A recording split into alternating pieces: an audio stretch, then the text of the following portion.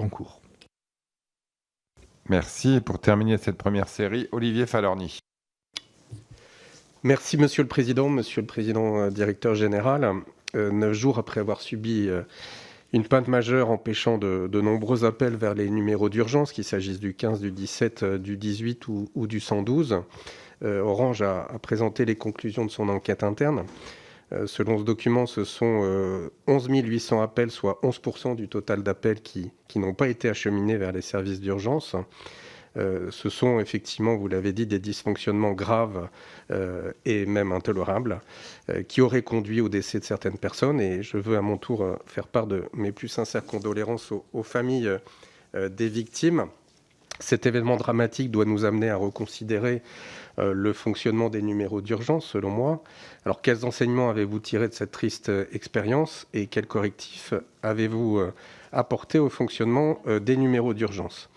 Vous avez indiqué que l'incident faisait suite à une opération de modernisation et d'augmentation capacitaire du réseau débutée début mai. Alors, avez-vous réalisé suffisamment de tests pour vérifier la viabilité et la résistance du logiciel responsable de la défaillance avant de le déployer de façon industrielle?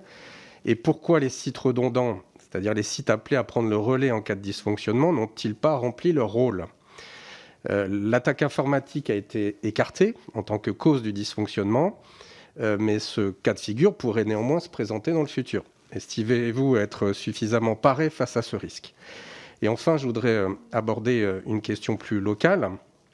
Hier soir, mardi, à 17h, un nouvel incident technique a touché le département 17, la Charente-Maritime dont je suis le député, et a touché le 17 comme numéro d'urgence. C'est-à-dire que pendant une heure, de 17h à 18h, le 17 n'était plus accessible.